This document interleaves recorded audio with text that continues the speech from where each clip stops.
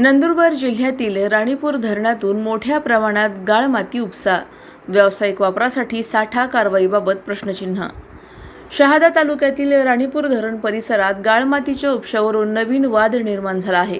धरणातील गाळ मातीचा वापर शेतकऱ्यांच्या शेतजमिनीच्या सुधारणेसाठी करण्यास प्रशासनाने परवानगी दिल्याचे सांगितले जात असताना काही वीटभट्टीधारकांकडून हीच माती व्यावसायिक कारणासाठी मोठ्या प्रमाणात साठवून ठेवण्यात आली आहे. स्थानिक नागरिकांच्या म्हणण्यानुसार राणीपूर धरण परिसरात गेल्या काही दिवसांपासून मोठ्या प्रमाणात गाळ मातीचे उत्खनन सुरू आहे. घटनास्थळी सुमारे ट्रॅक्टर ट्रॉलीद्वारे डंपर मातीची वाहतूक सुरू असल्याचे तसेच जेसीबी मशीनच्या सहाय्याने खोदकाम केले जात असल्याचे दिसून आले आहे. त्यामुळे या कामाची वैधता आणि संबंधित विभागांची देखरेख याबाबत प्रश्न उपस्थित होत आहेत. दरम्यान वन विभागाचे अधिकारी यांनी दिलेल्या माहितीनुसार धरणातील गाळमाती शेतकऱ्यांना शेतीसाठी वापरण्याच्या उद्देशाने परवानगी देण्यात आली आहे. मात्र या परवानगीचा गैरवापर करून काही जण व्यावसायिक हेतूने मातीचा साठा करत असल्याच्या तक्रारी समोर येत आहेत.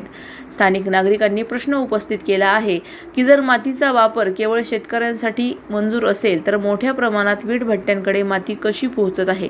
तसेच इतक्या मोठ्या प्रमाणावर वाहतूक आणि उत्खनन सुरू असताना संबंधित विभागांकडून तपासणी का करण्यात येत नाही. या प्रकरणामुळे महसूल, वन आणि संबंधित प्रशासनाच्या भूमिकेबाबतही चर्चा सुरू झाली आहे.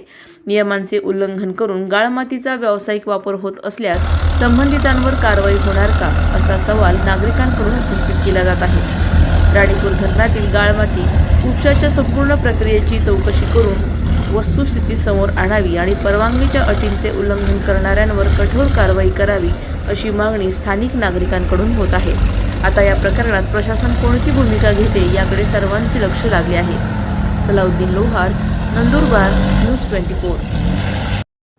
सदर विषयाबाबत मंडळाधिकारी राणीपूर यांना सूचना दिल्या आहेत.